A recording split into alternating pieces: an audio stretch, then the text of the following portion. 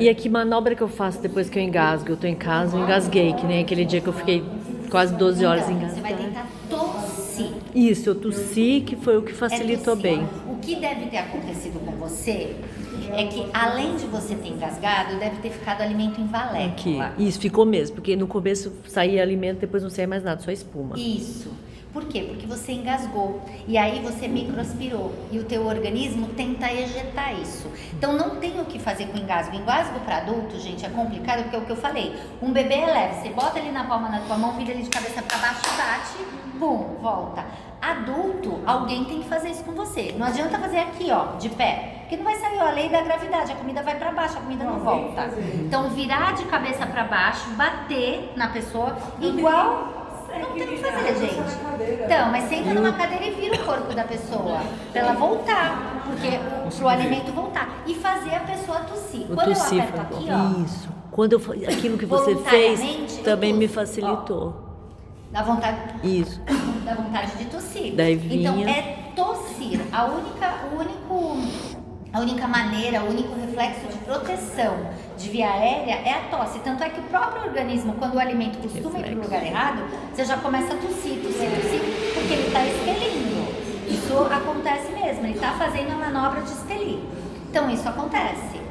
A própria pessoa pode se jogar especial. Esses dias eu estava lendo alguma coisa sobre o Danoninho, que uma mãe postou na internet, que o Danoninho era um absurdo, que o Danoninho a criança não pode comer, porque o Danoninho tem não sei quantos quilos de açúcar, o Danoninho tem não sei quantos quilos de sal, o Danoninho tem não sei quantos quilos de sei lá o quê, num potinho desse tamanho. Eu falei, meu Deus, eu matei a minha filha. Então, quando eu era pequena, porque ela adorava, eu dava Danoninho pra ela. E o Danoninho é a base de goma xantana.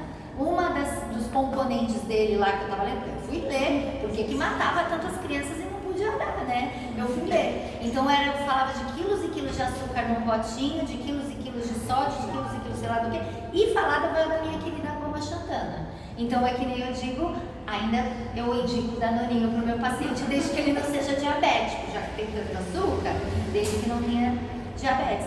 Então, por isso que todo paciente que tem disfagia come um Danoninho fácil, mas não come um Danette fácil. Por quê? Porque ele é viscoso, ele gruda. A mesma coisa com chocolate. Eu costumo dar chocolate para os meus pacientes de disfagia, põe um pedacinho na boca e falo, chupa até ele desfazer para o senhor poder engolir. Eu costumo fazer isso. Só que ele vai ter que fazer 10 deglutições para conseguir engolir aquela consistência mínima que eu coloquei na boca dele, dependendo do grau de disfagia que ele tá. Quando é uma disfagia leve, é tranquilo. Eu tô falando aqui de uma disfagia de moderada para severa. Então, a gente pensa nisso. Então, por exemplo, quando um cantor jamais vai comer um Danette antes de cantar, jamais vai comer um pedaço antes de cantar. O que o cantor toma o tempo inteiro? Alguns, né? Porque alguns enchem a cara no palco mesmo. Mas os normais, vamos dizer assim, tomam água, né? Porque a água vai lubrificar realmente o trato vocal.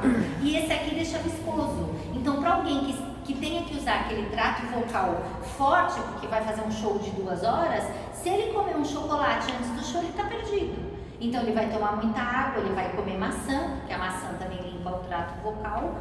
E aí, ele vai conseguir, vai fazer os exercícios lá, que a fono vai passar para ele, e ele vai conseguir manter um show de 2 horas, do começo ao fim, sem sair de lá morto e sem voz. Tá? Porque é o que eu falei, eu tenho que pensar em todo esse meu trato vocal, nesta forma de como o meu alimento é levado. Deixa eu só tomar um banho da minha água. Por exemplo, faça no começo, enquanto o paciente ainda engole um pouquinho mais consistente, o arroz bem empapadinho deixe no cantinho do prato, a carne processe e deixe no outro cantinho do prato, um purezinho do outro lado. Para quê? Para que a pessoa veja o prato colorido. A gente não gosta de ver um prato bonito, um prato colorido, bem montado. Então, por que a pessoa que entra com uma dificuldade em engolir vai ter que viver da sopa só? Então, a gente pode trabalhar com que esses alimentos fiquem visivelmente mais bonitos e que cada um tenha o seu cheiro, para que eu estimule aquela primeira fase, porque aquela primeira fase lá de preparação, se ela estiver estimulada, a minha fase oral também vai ser um pouquinho mais facilitada para fazer essa mastigação, ou apenas essa prensa que faz no céu da boca para uma pessoa, por exemplo, vamos dizer, uma pessoa muito idosa que não tenha mais os dentinhos. mas que ele tem a prensa, ele lateraliza este bolo. Então, para que ele possa fazer a prensa lá no palato, no céu da boca e ejetar esse alimento, então eu tenho que pensar nesses alimentos, como que eu vou fazer para que ele chegue lá na minha orofaringe. Então, essas duas primeiras fases são fases voluntárias. Eu faço, eu realizo, alguém vai, mesmo que esteja me alimentando, sou eu que vou ter que fazer o movimento e ejetar esse bolo.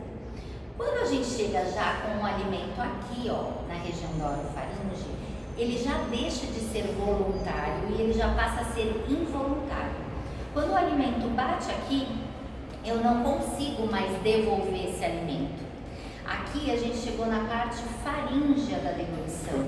Então é uma parte onde a musculatura vai fazer a pressão naquele alimento e jogar lá para a entrada do meu esôfago, que também vai ser uma fase involuntária, e neste esôfago o alimento vai entrar e vai ser levado até o estômago. O que é importante a gente saber neste momento? Nós temos dois caminhos. Na frente eu tenho a traqueia e atrás eu tenho o esôfago, um coladinho no outro, exatamente assim. Então, traqueia e esôfago. Vamos colocar aqui, ó, sou eu. Então, minha traqueia e meu esôfago estão aqui. A traqueia é um cano maior e a traqueia é responsável por levar o ar e trazer o ar de lá de dentro. Então, quando eu inspiro e expiro, o meu ar vai entrar pela minha laringe, passar pela traqueia e chegar até o meu pulmão.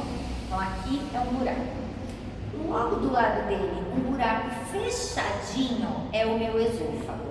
Então, é neste esôfago, neste buraco exatamente fechadinho, que tem um orifício assim, ó, bem pequenininho, enquanto o outro é um orifício grande, é onde tem que entrar o alimento. Então, o que acontece quando a pessoa tem dificuldade para engolir? Eu tenho a traqueia, eu tenho o esôfago que é menor, e um está do lado do outro assim. Quando o alimento entra, aonde vocês acham que é mais fácil ele cair? No buraco grande ou no buraco pequeno? No buraco grande, ó. Graças a Deus, Deus é muito sábio e fez uma tampinha para fechar esse buraco, que se chama epiglote, que é uma cartilagem. Então, esta tampinha, quando eu estou recebendo o alimento, aquele meu sistema nervoso identifica que está vindo o alimento, que eu passei pela fase preparatória, a fase oral, todo o meu corpo está dizendo assim para mim, olha, vai cair comida aqui. Então a minha laringe vai subir, vai encontrar esta tampinha que fica lá no finalzinho da língua, então fecha esse buraco maior e consequentemente o alimento vai cair no buraco menor. Eu vou mostrar para vocês. Eu falei que eu vou patentear e ficar rica, milionária, pessoal. Manobras também para eu elevar a laringe. Então fazer Tem laringes que eu pego, ela tá dura, ela não sai do lugar. E vocês lembram que eu expliquei? Que a laringe, ela tá baixa e na hora que eu vou comer, ela tem que subir para encontrar esta minha tampinha. Se a laringe tá dura e ela não sobe, que é muito comum num paciente disfágico acontecer, porque ele fica com essa musculatura travada, com essa incoordenação, e a laringe não sobe, ele vai ter dificuldade para engolir. Então eu faço vários movimentos e vários fonemas,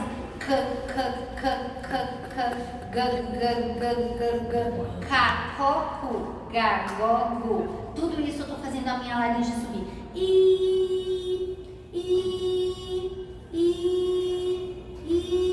Minha laringe tá subindo. Gargarejo prejudica, então. Gargarejo de jeito nenhum no paciente disfágico. Nunca. Proibido terminantemente. Porque você estava aqui quando eu falei do escovar o dente? Na outra, lá na nossa frente. Então, nunca se joga água na boca de um paciente, a não ser que você vá fazer o movimento do gargarejo sem água. Sem água, ok, pode fazer o movimento. Com água, jamais. Eu não posso pôr na boca do paciente com disfagia líquido, principalmente para ele fazer o controle aqui, que está na fase o quê? Que eu não controlo mais. Tem que ter muito controle da musculatura para fazer um gargarejo. Tem muitas pessoas normais que não têm disfagia. Então, escovar o dente é aquilo que eu falei. Passa na pastinha, molha a escova, chacoalha para não ficar excesso de água, escova e já vai puxando com a gaze. Já vai tirando, não é para largar. nada lá dentro da boca. Um paciente disfágico, a gente não esquece que ele tem comida na boca ou que ele tenha líquido na boca. Não pode.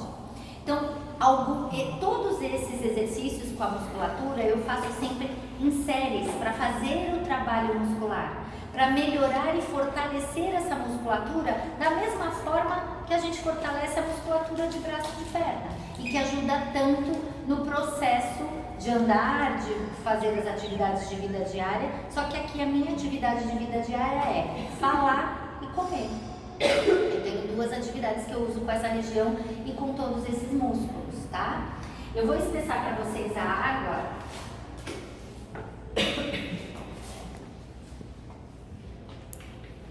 Essa medidinha a gente usa para 100 ml, vai ficar mais ou menos num ponto pudim. Então eu vou fazer uma medida para vocês verem, tá? Então é mais ou menos para 100 ml.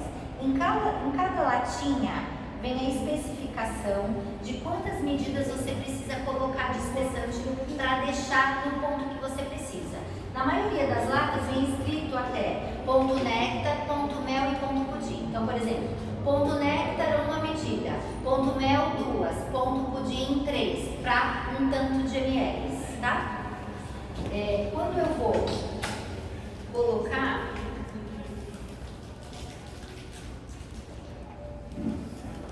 a medida é sempre rasa, nunca deixar ela para fora, para eu saber exatamente que ponto eu quero. Então vou jogar, e a forma melhor de espessar é com o garfo do que com a colher, porque aí o espessante passa pelas hastezinhas do garfo e vai espessando essa água. Eu não sei quanto eu coloquei aqui, quantos ml exatamente. Vamos ver como fica. Cadê meu óculos? Não enxergo a água.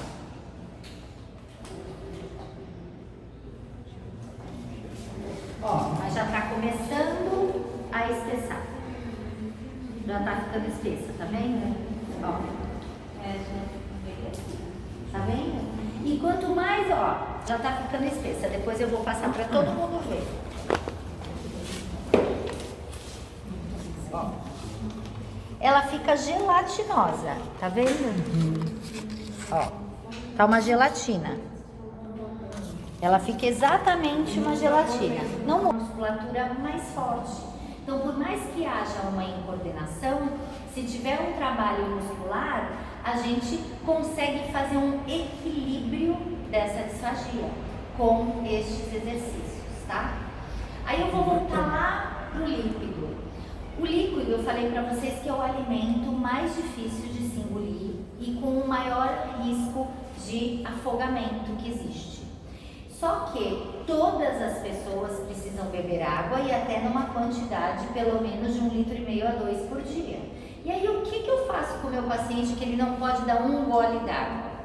Existe um pozinho mágico que se chama espessante alimentar, que eu espesso a minha água e todos os outros líquidos e ele vai ficar na consistência que eu quiser. Então eu posso manter em 3 consistências: ponto néctar, ponto mel e ponto pudim. O néctar é uma caldinha bem fininha, sabe quando a gente começa a fazer uma caldinha de açúcar e ela começa a engrossar e a gente joga assim, ela ainda tá ralinha? Esse é o ponto néctar. O ponto mel, o nome já está dizendo, ele fica numa textura que nem o mel. Quando eu jogo ele já está um fio mais viscoso. E o ponto pudim, o nome também está dizendo, eu vou dar este líquido de colher na boca do paciente e ele vai estar um pudinzinho. Ele vai estar durinho, como se fosse uma gelatina. Então, é estranho. Não tem gosto, né? Nenhum. Quer dizer, por exemplo, alguns tipos, esse aqui não tem gosto nenhum. Gente, eu não ganho da Nestlé, não faço propaganda. Eu sempre digo isso porque assim, vão dizer, mas ela fala desse porque ela ganha alguma coisa. Não ganho nada com isso. É que ele é o melhor que existe. Existem vários espessantes alimentares no mercado, existem alguns até que eu mesma indico, porque ele é o melhor, mas ele é o mais caro. Uma latinha básica dessa custa R$80 e um paciente com uma disfagia moderada gasta no mínimo 1 por semana. Então é uma coisa que é um custo alto e eu encontro espessantes bons também por um valor de 50 e pouco e até com uma quantidade maior do que vem aqui. Só que este aqui eu vou fazer para vocês verem. Ele não altera realmente nem a cor e nem o sabor do alimento. ele só altera a textura. Tem alguns espessantes que deixam a água turva, da cor de uma aguinha de coco. Aí quando eu tenho um paciente lúcido e ele olha, ele já não quer nem pôr na boca, porque ele sabe que está espessado, ele não quer. Automaticamente, lembra aquela fase lá que eu falei, a fase preparatória? Ele está morrendo de sede. Só que se eu mostro uma coisa turva para ele, ele não é a água que o sistema nervoso dele lá imaginou, porque ele já conhece a água. É a mesma coisa aqui, ó. Se eu falar assim, ai, tô com uma vontade de comer brigadeiro, todo mundo sabe qual é o gosto do brigadeiro, embora ele não esteja aqui, mas o gosto todo mundo sabe. Por quê? Porque o cérebro já tem o registro desse sabor, porque todo mundo já experimentou. Da água a mesma coisa. Então o cérebro da pessoa já está com aquele registro. A hora que eu mostro um alimento modificado para ele, então a textura está modificada e a cor está modificada, eu não quero. O meu organismo já rejeita aquele alimento. Eu não vou querer. Então, eu indico sempre os melhores, que é para que isso não aconteça, para que não fique turvo e para que não tenha gosto. Porque aí é lógico que não é a mesma coisa que eu pegar um copo de água e virar na boca e matar a minha sede. Vai estar ou pastoso ou líquido. Só que o que é melhor? Eu sempre pergunto assim para a família, quando a família fala para mim assim, claro, a família, se você depois quiser ver todas as marcas que tem, você procura no Google espessante alimentar. Tem o espessante da Espessa Mais, que é muito bom, não muda quase cor nem sabor e ele espessa direitinho, mas o melhor ainda é esse, só que ele é caro. Da Espessa Mais é na faixa de 50 e poucos reais. A voz sai como se tivesse um líquido misturado à voz. Quando eu tenho esse excesso de saliva, eu tenho que trabalhar a sensação proprioceptiva desse paciente. Então, como que eu trabalho isso? Com alimentos frios, com alimentos quentes, às vezes só com estímulo mesmo. Então, por exemplo, eu coloco uma colherinha bem pequenininha de inox no meio de um copo cheio de gelo, deixo ela gelada e eu esbarro na língua do paciente, eu esbarro na face, eu esbarro na bochecha, que é para ir trabalhando essa sensibilidade oral. Então, são técnicas e manobras que a gente usa para trabalhar e aumentar a sensibilidade. Eu trabalho com sabores diferentes, então com doce, com salgado, com azedo e com amargo, porque cada parte da nossa língua sente este paladar. Então a língua nessa posição que vocês estão vendo, assim, aqui na ponta eu sinto doce, aqui nos ladinhos, logo a seguir a este doce eu sinto salgado, logo a seguir, ainda numa bolinha aqui nas laterais eu sinto azedo e aqui na minha base da língua eu sinto amargo. Então, em cada parte dessa língua é onde eu vou sentir uma sensação desses sabores. Tanto é que, por exemplo, se eu pingo uma novalgina na minha língua, se eu botar só na pontinha, eu quase não vou sentir o gosto ruim. A hora que eu engulo é que eu falo, Jesus, o que é isso? Então, é bem isso. Por quê? Porque a hora que ela bate aqui no fim é que eu vou sentir. Aqui eu quase não sinto o gosto amargo.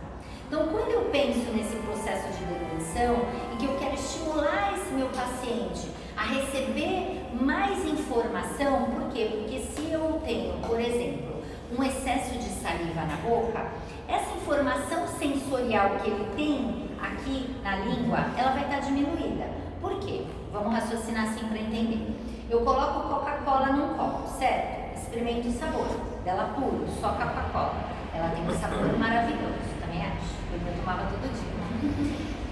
Quando eu quero diminuir esse sabor de Coca-Cola, para saber o que é uma diminuição dessa sensação intraoral, se eu começar a jogar água dentro dessa Coca-Cola e continuar experimentando o sabor não vai diluindo também? Ela não vai ficando mais aguada? Então aquele sabor inicial passa a diluir. Quanto mais água eu jogar, maior o gosto da água eu vou sentir e menor o sabor da Coca-Cola. Ela vai ficar aguada. A mesma coisa se eu tiver um excesso de saliva na boca. Se eu tenho um acúmulo de saliva na minha região oral e eu coloco um alimento, esse alimento já vai chegar com sabor alterado na minha boca. Então, se eu já tenho uma informação proprioceptiva diminuída em função do meu sistema nervoso que pode estar alterado e eu tenho um excesso de saliva, ele vai estar mais diminuído assim. Então eu tenho que trabalhar com o meu paciente para melhorar esta quantidade de saliva que tem dentro da boca. diminuindo este excesso de saliva para que a pessoa possa receber o alimento e também possa coordenar esse alimento. Por quê? Porque se ele já tem um excesso de saliva e eu ainda coloco comida, vai ficar uma quantidade enorme dentro da boca e para que eu degluta, vai dar ruim. Então, por exemplo, às vezes a gente vê cuidador alimentando o paciente com uma baita dificuldade de deglutição. A primeira coisa que eu chego num paciente, quando eu quero avaliar a deglutição desse paciente, porque me fala, ele está tendo engasgo, isso, aquilo. Quando eu chego, a primeira coisa que eu faço, eu nem encosto. Eu falo assim pro cuidador, olha, eu quero que você dê comida para ele exatamente como você dá, para eu ver o que está acontecendo. Porque é isso. Às vezes o paciente já tem dificuldade e a pessoa que está alimentando esse paciente, por exemplo, coloca uma colher deste tamanho, lotada de comida, na boca do paciente. Por quê? Porque quer que ele coma voando para que aquilo acabe. E isso não é incomum de acontecer, é muito normal, principalmente paciente que fica em clínica de repouso. É muito comum, por quê? Porque a clínica às vezes tem 2 funcionários para alimentar 20 pacientes. Então eles não vão ficar meia hora com cada paciente dando a comida, é no VAPT-VUPT.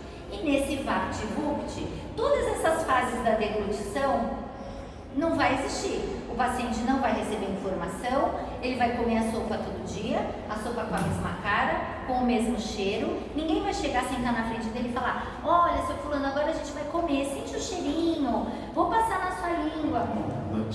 Ninguém vai fazer este trabalho porque não há tempo suficiente para eles, para isso. E eles não são treinados para isso também, né? Porque para tudo existe um treino.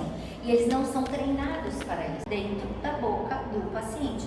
Se eu estou levando a comida até a boca dele, não é o organismo dele que está se preparando. Porque o fato dele pegar uma colher ou um garfo e levar a comida até a boca, o sistema nervoso central dele também está falando assim, eu vou receber comida, porque é o braço dele que está fazendo o movimento.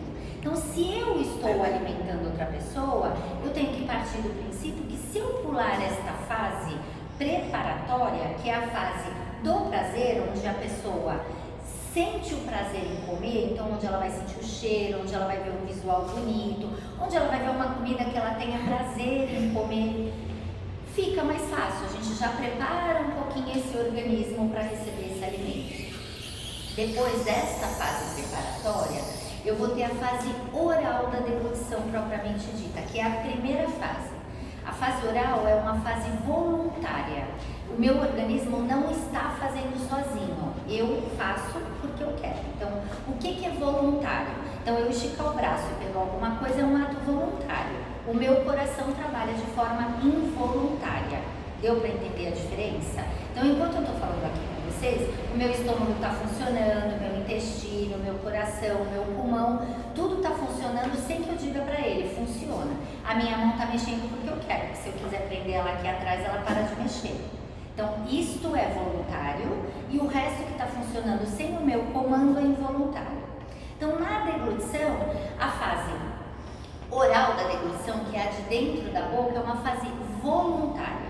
Então, o paciente apreende essa comida, tira a comida do talher ou coloca na boca, se for alguma coisa de morder, e é o paciente quem vai ter que fazer o movimento da mastigação, de transportar o bolo alimentar de um lado para outro, de triturar esse bolo, de pulverizar, que é deixar em micropedaços, e de ejetar esse bolo lá para a garganta. Isso tudo é voluntário.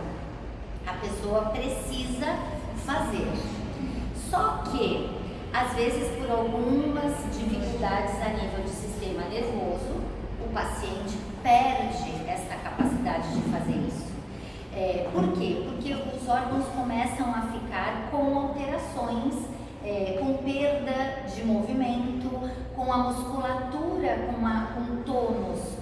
O tônus é a força desse músculo, não tão forte, e aí o que acontece? O paciente fica com dificuldade de fazer este movimento e principalmente de ejetar este alimento. E quando ele tem esta dificuldade e perde a capacidade de ejetar, eu começo a ter um processo de disfagia, porque a disfagia pode começar nessa fase oral.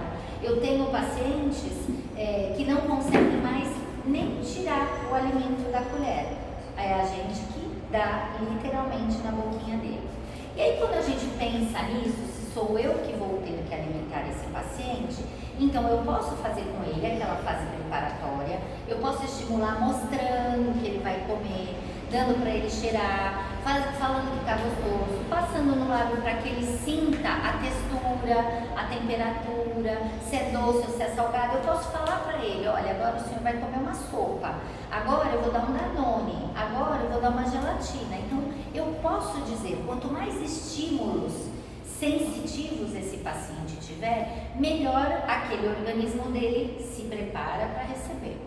E nesta fase oral da deglutição, o que acontece? Se eu começo a ter um paciente que tenha alteração nesta fase, eu vou ter que modificar estes alimentos para que ele receba. Então, por exemplo, eu não posso dar para uma pessoa que tem uma dificuldade de engolir uma farofa. Posso dar uma farofa?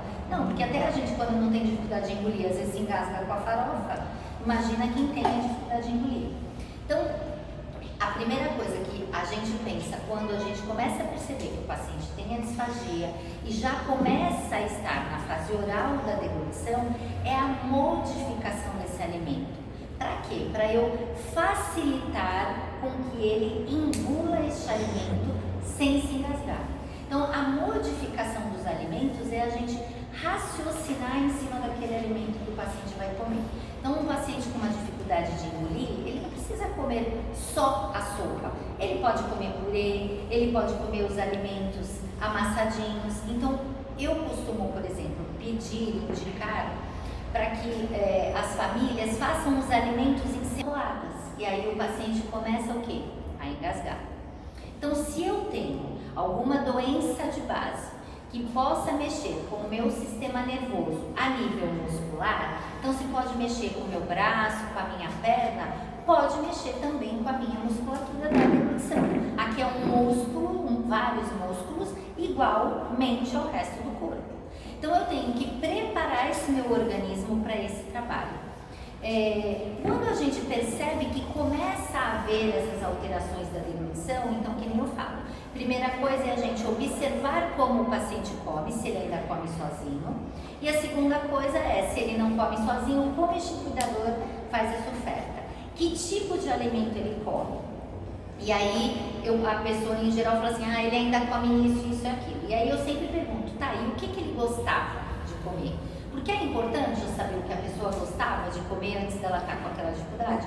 Claro, que nem eu disse, eu não suporto olhar para um bife de fígado. Se um dia eu tiver uma dificuldade para engolir, alguém me der um bife de fígado, mas eu vou engasgar ou vou morrer no mesmo minuto, porque não dá certo. Então é isso, é a gente em primeiro lugar, quando vai trabalhar com o paciente com dificuldade de deglutição, é a gente juntar a fome com a vontade de comer, literalmente. É a gente modificar esses alimentos e adaptar de uma forma com que fique mais fácil para esse paciente estar comendo.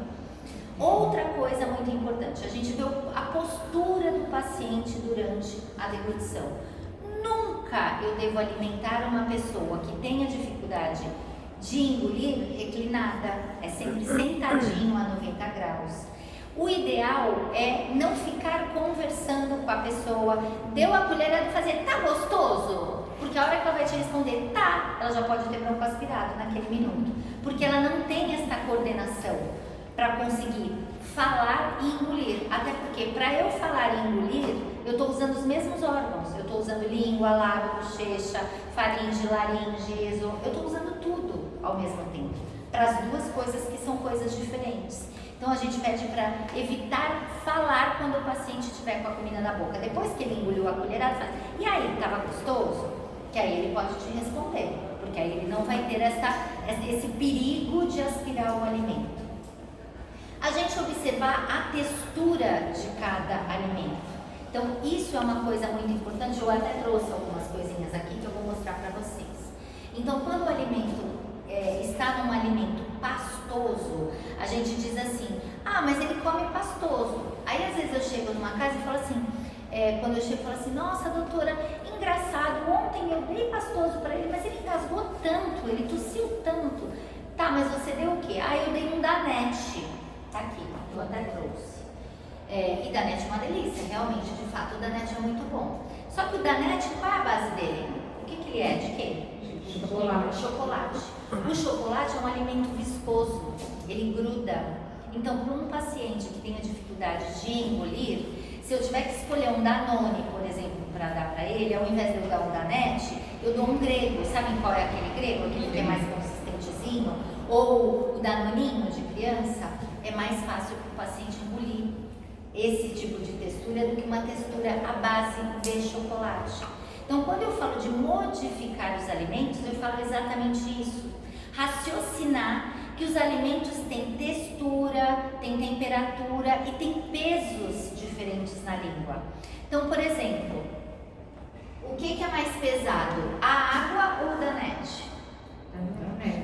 O Danette. A água é o alimento mais leve e sem sabor que existe.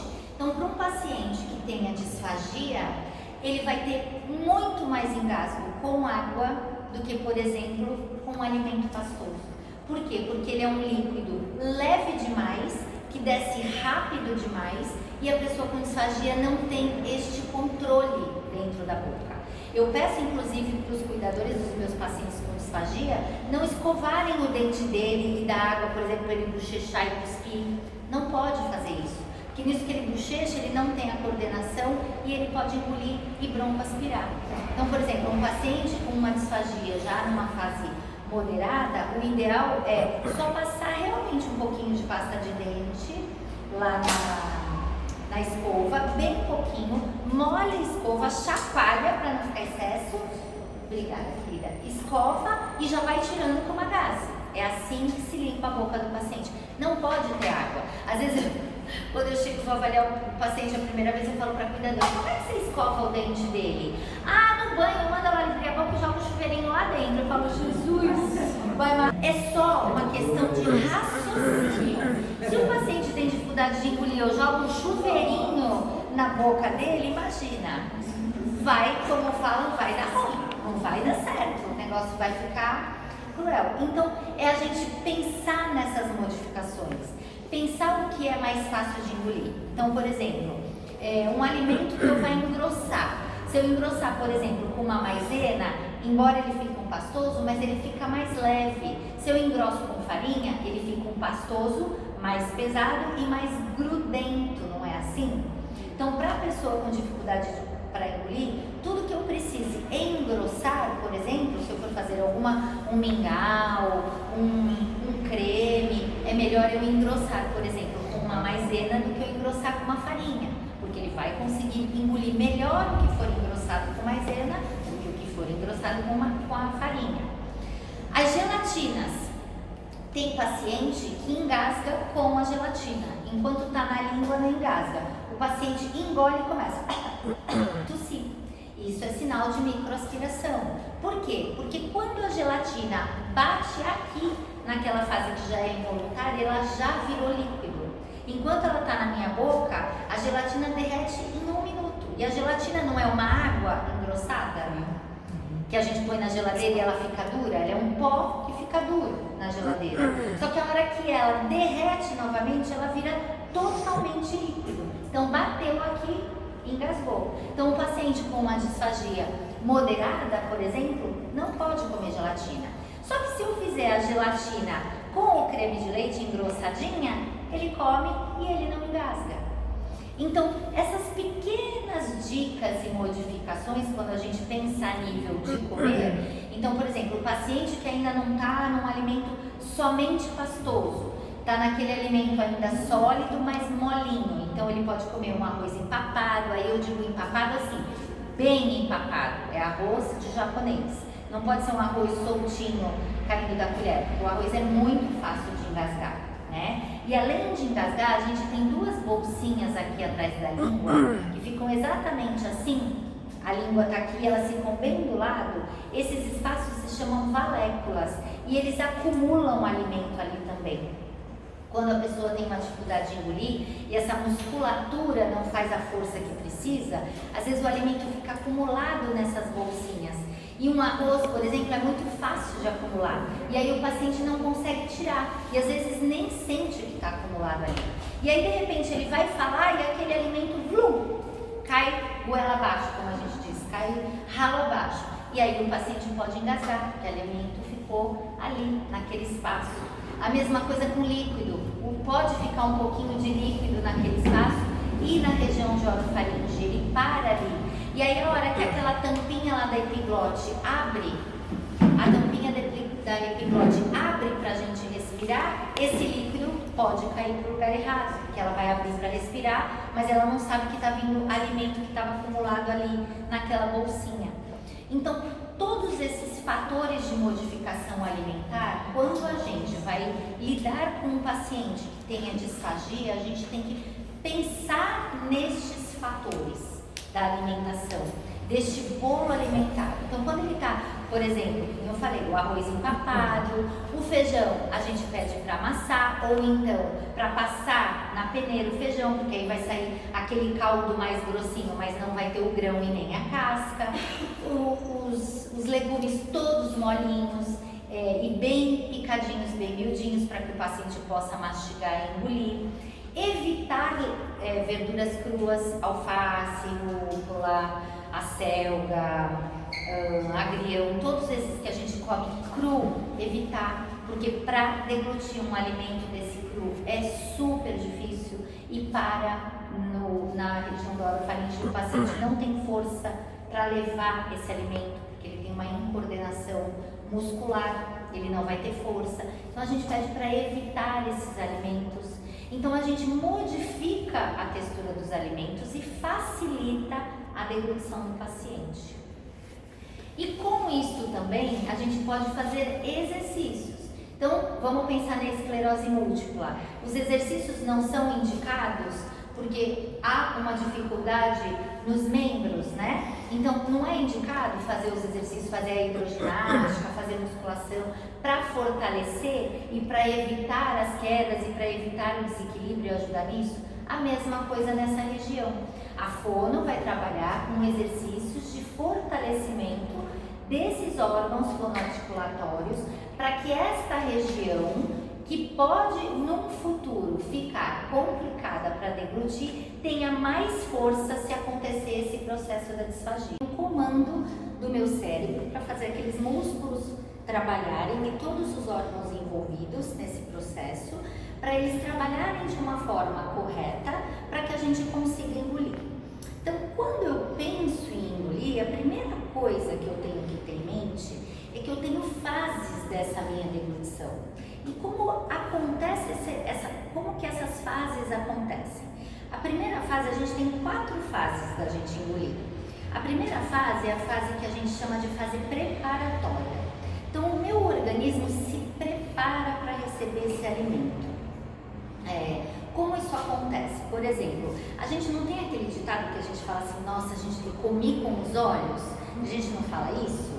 Nossa, eu vi um reclame, sei lá, de um doce e eu até salivei. Tem gente que usa esses termos e fala, nossa, eu até salivei de tão bonito que estava. E é isto é a fase preparatória do meu organismo. Então, o meu organismo recebe informações sobre aquele alimento a nível de cheiro, a nível de tato, a nível visual. Então, se eu olho uma comida que eu não vou com a cara dela, eu não tenho vontade de comer. Eu nem experimento. Não é assim que a coisa funciona? Se eu chego, sei lá, num restaurante e eu não gosto de dobradinha, então eu olho lá o negócio da dobradinha, Jesus, se eu vejo um bife de fígado, então eu saio do restaurante, não volto nem nunca mais. Então é assim que a coisa funciona. Esta fase preparatória é aquela que já prepara o meu organismo, o meu sistema nervoso central já está recebendo informação de que eu vou comer, de que eu vou receber esse alimento. Então, consequentemente, essa informação vai passar pelo meu corpo todo e principalmente pelos órgãos que vão receber este alimento. E aí o que acontece? Como ele recebe essa informação, eu produzo a saliva para que isso aconteça. O meu músculo manda, o nervo lá, o craniano, manda para minha língua de que ela vai ter que mexer assim, assado para eu engolir. Manda informação para as minhas bochechas que ela vai ter que fazer pressão para canalizar esse alimento para o centro da minha língua para engolir.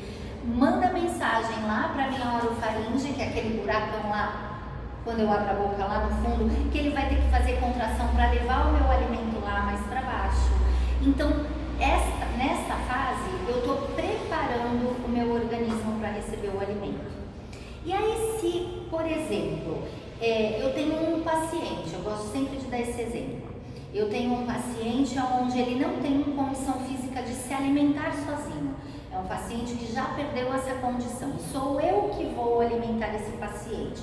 E eu simplesmente chego na frente dele com um pote de sopa, sento na frente do meu paciente e começo a enfiar um monte de colherada na boca dele. O organismo dele se preparou para receber esse alimento? Não. Esta sopa que ele come todo dia igual, porque ele não pode comer outro tipo de alimento, porque senão ele engasga, ela muda ou é sempre a mesma coisa? É sempre sopa. Então eu costumo dizer assim, o que a sopa é? Por mais que eu varie os alimentos que tem dentro desta sopa, a hora que eu bato, ou ela vai ficar amarela ou ela vai ficar marronzada, esverdeada. A cara é sempre a mesma e o cheiro se mistura de tudo, porque ela vai ter uma base. Então a base vai ter uma verdura, um legume e uma carne, que nem sopinha de criança. A hora que eu bato isso tudo, vai virar uma coisa só. Então, visualmente, a pessoa vai ter o interesse. Então é que nem eu falo assim, ó, a gente não junta a fome com a vontade de comer. Nesse caso é o contrário, a gente junta a falta de vontade de comer, porque visualmente, olfativamente não é prazeroso, com a dificuldade de engolir. Então imaginem se eu não conseguir associar o prazer da comida e ainda tiver uma dificuldade para engolir, fica mais difícil. Então, quando eu penso, em primeiro lugar, em alimentação, a primeira coisa que eu tenho que pensar é nessa fase preparatória do meu organismo. Quando eu vou pensar num paciente que tem dificuldade de deglutir, eu tenho que me colocar no lugar dele e pensar assim, poxa, o que será que eu podia fazer para estimular com que esse organismo do meu paciente recebesse essa alimentação? Então, eu sempre falo para a família, mostra para ele a comida, dá a comida para essa pessoa cheirar, encosta primeiro para a pessoa passar a língua e já sentir o gosto. No momento que eu encosto, por exemplo, a colher e o alimento no lábio da pessoa e a pessoa faz este movimento, ela já está sentindo um prazer em fazer. Então vamos fazer sempre em séries, de preferência em frente ao espelho, sentadinho a 90 graus, olhando para aquele espelho e fazendo a série de movimentos. Anota no papel uma série de exercícios, então de língua, com o lábio, com as bochechas, aquele de elevação de laringe que eu ensinei, o kkk, o gagagã. Faz um de cada. Um de cada não, 3 vezes de cada. São 3 séries, que nem Então, sim, aí musculação. você escolhe 3 que você quer fazer. Não. Você pode fazer 10 exercícios. Cada um deles você vai fazer 3 vezes, séries de 10 ou de 5, depende do paciente. Se o paciente entrar em fadiga, você vai fazer de 3 a 5.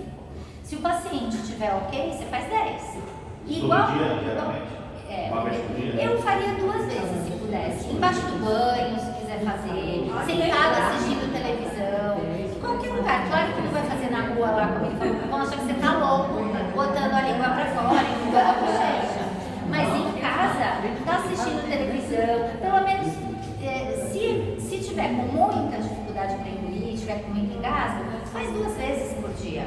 Se tiver ok, se for só para manter, né, faz 1 vez por dia, mas faz vários e 3 séries de cada um, porque é igual a ginástica. Quando chega lá na academia, o professor não faz você fazer 3 séries daquele exercício, aqui é a mesma coisa. Então são 3 séries de cada um, só que cada série você vai ver do que você é capaz, de 3 a 5 ou 10. Paciente que consegue fazer tudo, faz as 10. Paciente que fica muito cansado, faz de 3 a 5. Mas o ideal é fazer todo santo dia, para fortalecer a musculatura. O que eu quero é fortalecer e manter essa musculatura ativa, manter a minha laringe subindo. Tem um outro exercício que eu acho difícil, particularmente, mas dá para ser feito. Então, quando eu vou engolir, eu segurar a minha laringe aqui em cima um pouquinho e depois soltar para engolir. Essa é uma manobra que a gente chama, uma manobra de deglutição, que faz com que essa laringe suba, tampe, espere o alimento e depois ela já desce com esse alimento passado lá para o esôfago. Então, segura ela. Isso, quando ela subir, não, você vai fazer só com a sua saliva mesmo, não é com líquido, você vai fazer com a saliva. Então, engole, segura e depois solta, que é para ela não descer antes de você querer. A laringe é isso aqui, ó. Isso aqui é a laringe, agora engole. Você vai segurar ela lá em cima, ó, e depois você solta, entendeu? Isso aqui é a laringe, ó, isso aqui que a gente mexe. É um segurar que você não consegue nem respirar. Não, você segura. Tampando você não pode passar água. Ó, mas é um minuto, só uma seguradinha e solta. Tem que subir a laringe. Faz, ela faz. A laringe é mole, ó. Ela tem que subir e descer. Ela mexe, é isso mesmo. Porque aqui é cheio de cartilagem, é cheio de músculo. Então ela mexe mesmo. A função dela é ter essa mobilidade. Quando ela ficar rígida, você vai ter dificuldade para falar e para engolir, porque ela precisa ter movimento, tá? Acho que eu falei tudo para vocês. Qualquer pessoa pode fazer esse exercício, não tem problema nenhum. Não, você pode fazer. Olha, eu vou explicar uma coisa. A partir dos 50 anos, a gente começa a ter uma perda de massa muscular no organismo, de uma forma geral, que às vezes a gente entra num nível tão grande que se chama sarcopenia, que é perda de massa muscular. Todos nós, independente se tem alguma doença de base ou se não tem nada, a partir dos 50 anos a gente perde massa. Por isso a gente vai ficando flácido. Por isso que eu olho para as minhas perninhas e já não vejo mais elas como elas eram antigamente. Elas já têm mais celulite, elas já estão mais molinhas. Por quê? Porque eu estou chegando lá nos 50, eu tenho 49. Então eu já vou começar a entrar nesse processo de perda de massa muscular. Aqui eu tenho musculatura pura. E a partir dos 50 anos, a minha musculatura daqui, como a minha musculatura do corpo todo, começa também a perder a massa muscular. E a massa dá força para o músculo. Ele precisa ter massa para ele ser forte, né? Se eu tenho uma perda de massa muscular, mesmo que eu não tenha doença nenhuma de base, eu posso lá na frente desenvolver um processo de disfagia. Então, se a partir dos 50 anos eu começar a trabalhar isso de uma forma preventiva, eu vou segurar esse processo. Dificilmente eu vou ter um engasgo. Então, qualquer pessoa pode fazer os exercícios, não precisa ter alguma doença de base. Qualquer um pode fazer, porque aí eu vou prevenir com que isso aconteça. Claro que com as doenças de base, então, um Parkinson, um Alzheimer, qualquer doença a nível de sistema nervoso central, principalmente se ela for degenerativa e progressiva, claro que aí o processo pode ser acelerado independente de eu fazer exercício ou não, porque o meu organismo está sofrendo uma alteração no sistema nervoso central. Mas qualquer pessoa pode fazer, independente da idade, assim como qualquer pessoa pode apresentar disfagia, independente da idade, mas se ela tiver uma doença de base que lese o sistema nervoso. Entenderam? Alguém quer perguntar? Também sai mais barato se comprar diretamente no site da Nestlé. Tem uma loja só que é especificada em alimentos para disfagia, em todos os tipos de alimentos, que se chama Sanes Nutri. É em frente ao Largo das Moças Cegas. Eles vendem esta marca e todas as lá que existem, eles têm lá. Então, quando é uma coisa emergencial, eu preciso para ontem que a casa tenha, eu digo, ó, vai lá e compra pelo menos uma lata e o resto procura na internet e pede que sai mais barato. Então, pela internet, sempre encontra-se com preço menor. Só que aí tem o fator de ter que esperar chegar. Então, na urgência, vai lá e compra uma até chegar aos outros, tá? Sanes Nutri. É bem em frente ao Largo das Moças Cegas, do outro lado da rua. Sabe onde é? Lá? Sim. Na costa. Então, a loja é do outro lado da rua, chama-se Sanes Nutri, tá? Lá tem muitos tipos de alimentos para disfagia, só que os alimentos para disfagia não precisam ser comprados. Melhor se eles forem feitos em casa e a gente fizer o sabor e o prazer que o paciente já tinha antes de comer. Então, o que acontece? Quando a família fala assim para mim, ai doutora, mas eu preciso dar isso para o meu paciente, Eu só entro realmente com espessante alimentar quando eu vejo que não tem a mínima condição do paciente tomar aquele líquido sem estar espessado. Enquanto o paciente consegue ainda ter uma coordenação, vamos manter o líquido. Tossiu, para. Pôs na boca, engoliu, fez microaspirou. Pode ter certeza que foi para o lugar errado. Então, este é o primeiro sinal. Seu paciente, seu parente, seu primo, seu irmão, sua mãe, colocou na boca, engoliu, tossiu em seguir, ele está microaspirando. Está indo lá para o lugarzinho errado. Está indo para o lugar onde não tem que ir. Pode fazer pneumonia? Pode fazer pneumonia. Então, é o primeiro sinal de microaspiração, é a tosse. Então, é que nem eu falo, quando eu vejo um paciente e a família está resistente, eu mostro para a família qual é o benefício que o paciente vai ter de fazer o líquido espessado. Porque quando chega num ponto que não tem mais jeito, eu tenho duas alternativas. Ou passar uma sonda nasoenteral nesse paciente e ele vai ser alimentado por sonda, ou usar um espessante alimentar e ele tomar o líquidozinho dele espessado. O que vocês acham que é melhor? Melhor esse. Melhor esse do que o paciente está de sonda. Mas espessante é para comida tudo. Então, eu nunca digo para colocar em comida porque ele é caro. Na comida, você já pode fazer a sua sopinha grossa, você pode fazer o seu mingauzinho grosso, você pode fazer o seu purê grossinho e não precisa disso. Você pode espessar com a maisena ou lá com a farinha na comida. Agora, nos líquidos é isso aqui, tá? O espessante serve para isso. E quando vocês forem procurar na coca, tudo, na cerveja, café, então, cerveja eu nunca joguei, então não sei como fica, mas dá pra jogar em tudo. Eu indico pro café com leite, pros sucos, pra Coca-Cola. Eu acho que na cerveja deve ficar meio esquisito, mas é uma tentativa.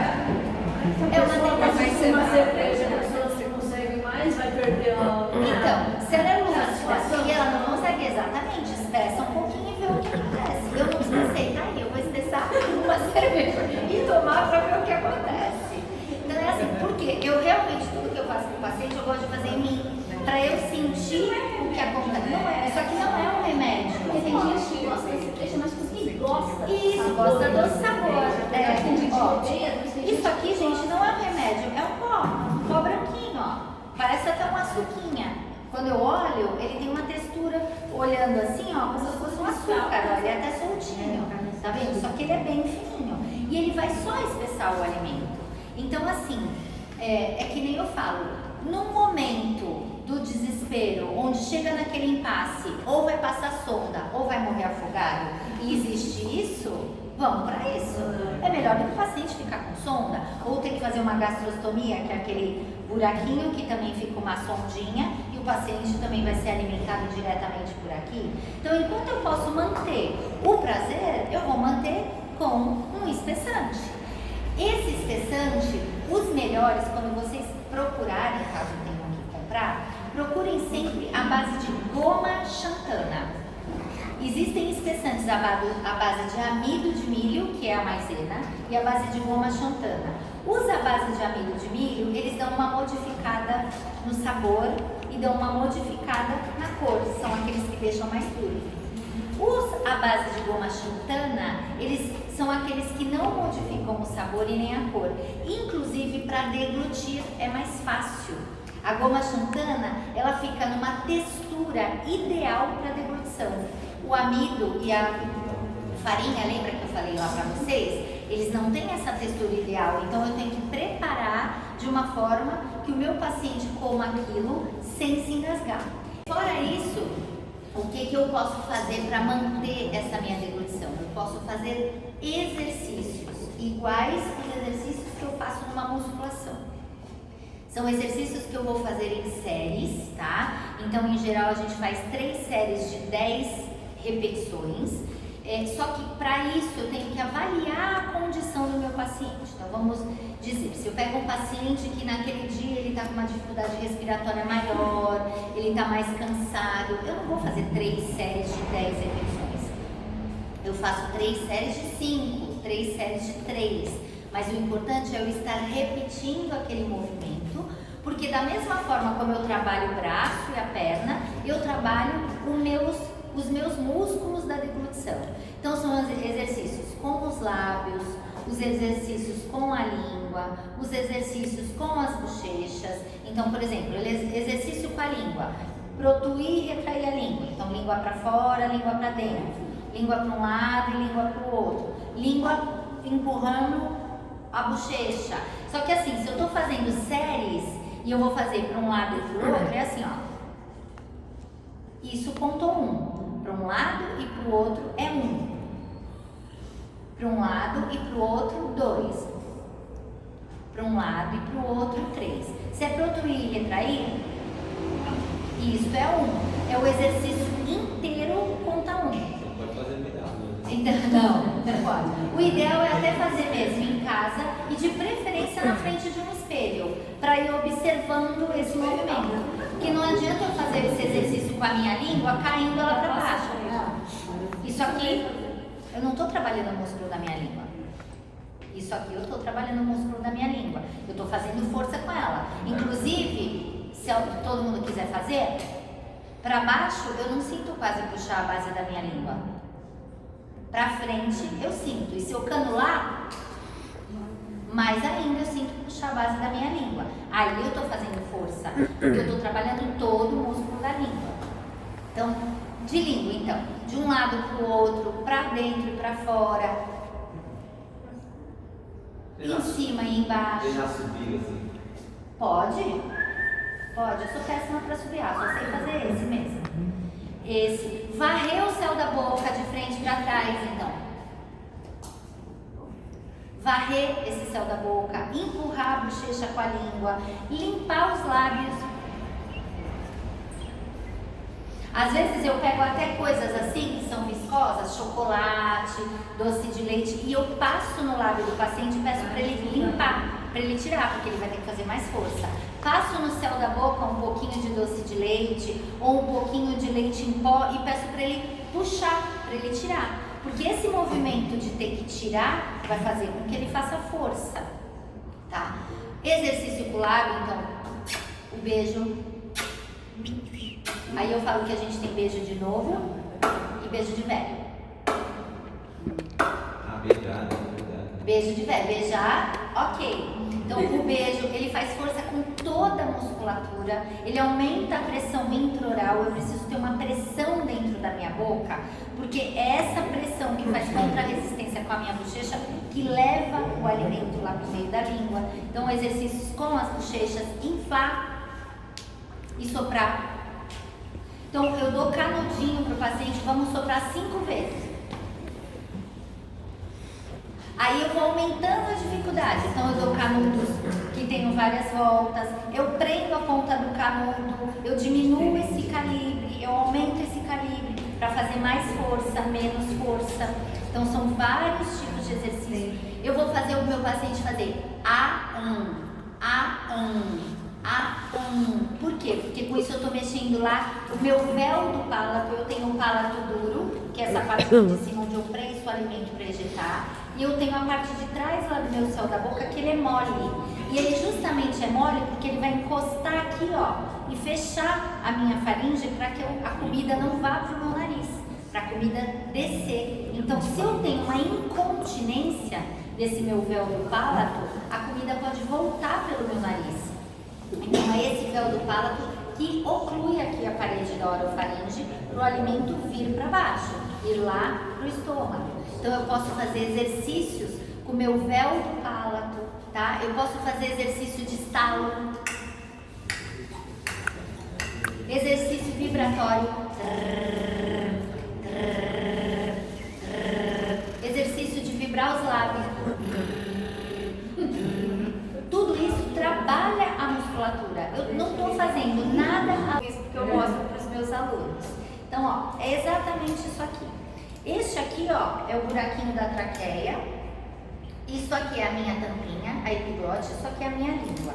E aqui é o esôfago. Então, olha a diferença do tamanho de lá do buraco da minha traqueia para o tamanho do meu esôfago. O meu esôfago, ó, é um órgão elástico, tá vendo? Ele é molinho, ele é elástico. Então, ele abre e fecha.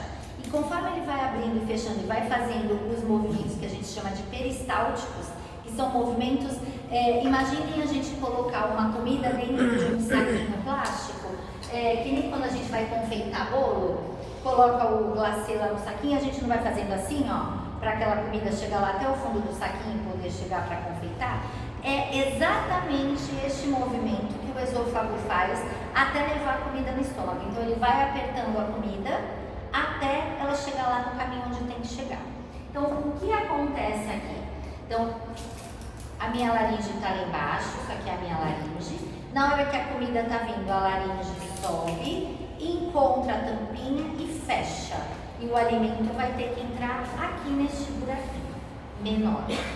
Isto parece muito simples, muito fácil, mas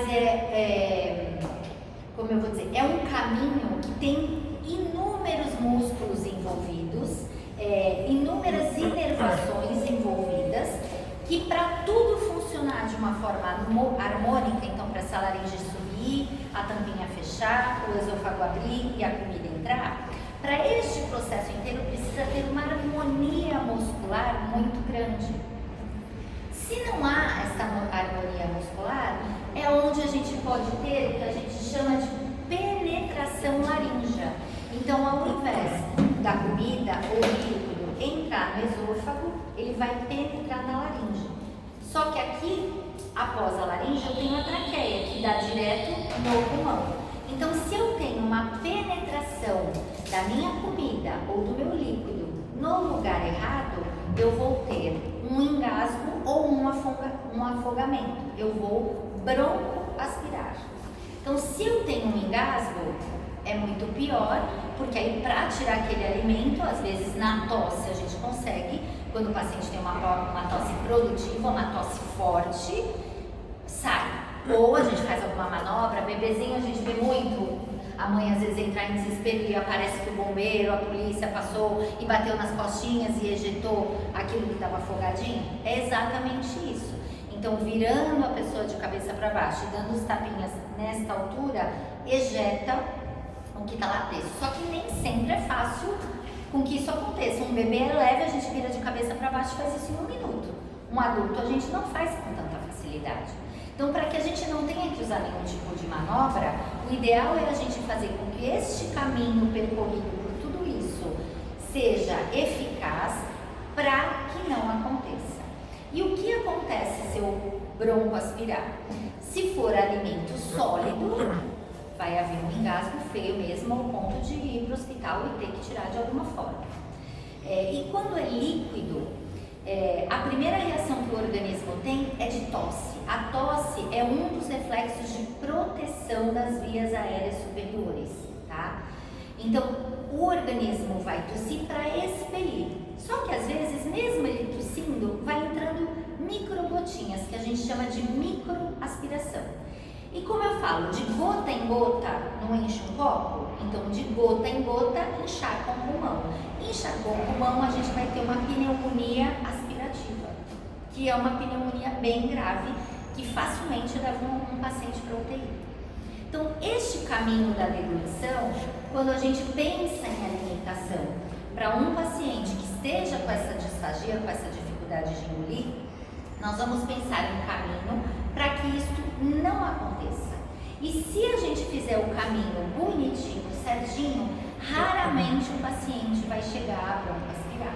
Então, a primeira coisa que a gente pensa são nessas fases. Então, eu tenho 2 voluntárias e 2 involuntárias. Então, a preparatória e oral são voluntárias, eu realizo, eu faço, eu estou pensando.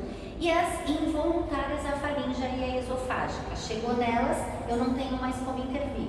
Então, se eu posso intervir nas 2 primeiras, eu tenho que ter todo o cuidado possível nestas 2 primeiras. Para que um bolo alimentar seja eficaz para ser ejetado lá para a garganta, eu tenho que ter saliva nesta mistura. Eu tenho que ter uma quantidade de saliva necessária para que esse bolo alimentar seja feito. E existem 2 fatores. Tem pacientes que têm saliva de menos e tem pacientes que têm saliva de mais. Os pacientes que têm saliva de menos vão ter dificuldade para engolir, porque ele não tem a quantidade certa de saliva para formar esse bolo e fazer ejeção desse bolo. Então eu tenho que pensar numa forma de modificar esses alimentos para que eles sejam mais úmidos, mais pastosos, para que essa dificuldade seja superada pelo próprio alimento. E o paciente que tem saliva demais, eu tenho que dar algum jeito para diminuir essa saliva.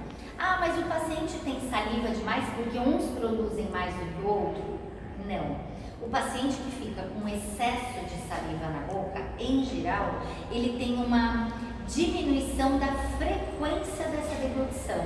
Então ele deglute menos que os outros pacientes e por isso acumula saliva. Ou porque ele tem a dificuldade em engolir a própria saliva e aí ela acumula nesta região. E às vezes quando o paciente vai falar, a gente escuta uma sensação de voz molhada, que a gente chama. Parece que ele está cheio